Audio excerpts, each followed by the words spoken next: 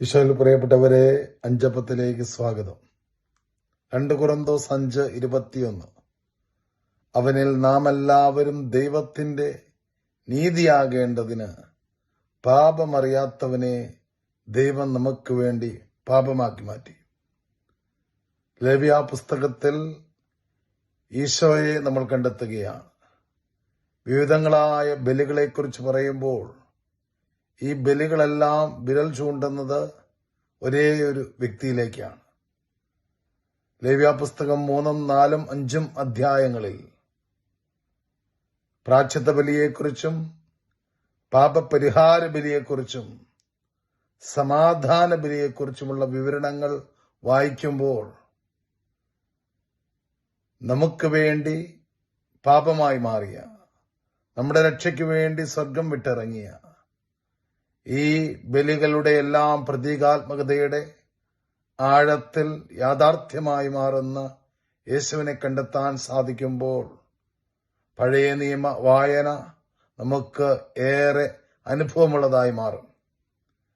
Ephesus ലേഖനം 2 അധ്യായം 14 തിരുവചനം നമ്മളെ പഠിപ്പിക്കുകയാണ്. അവൻ നമ്മുടെ സമാധാനമാണ്.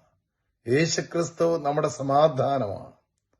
പഴയ നിയമത്തിൽ സമാധാന ബലി അർപ്പിച്ച് സമാധാനത്തിന് വേണ്ടി ജനം ആഗ്രഹിക്കുമ്പോൾ ഇവിടെ യേശുക്രിസ്തു നമ്മുടെ സമാധാനമായി മാറുന്നു.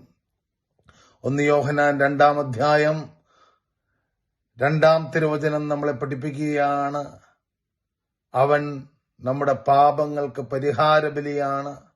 നമ്മുടെ മാത്രമല്ല, ലോകം മുഴുവന്റെയും പാപങ്ങൾക്ക് യേശുക്രിസ്തു നമ്മുടെ പാപങ്ങളുടെ പരിഹാര ബലിയായി, പ്രായശ്ചിത്ത ബലിയായി മാറുന്ന വലിയ സത്യം നമ്മൾ സ്വീകരിക്കുകയാണ്, അനുഭവിക്കുകയാണ്.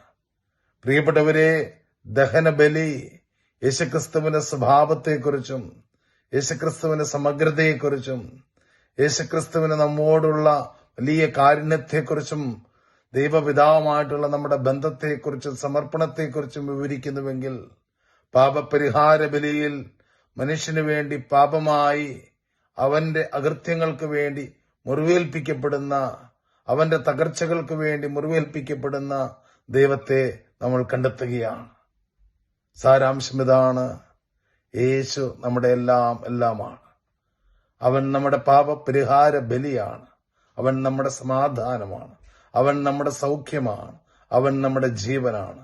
ആ യേശുവിനെ ആഴത്തിൽ സ്നേഹിക്കാൻ, ആ യേശുവിനോട് ചേർന്ന് നടക്കുവാൻ ഈ 2024 നമുക്കെല്ലാവർക്കും സാധിക്കട്ടെ എന്ന് ഒത്തിരി സ്നേഹത്തോടെ പ്രാർത്ഥിക്കുന്നു.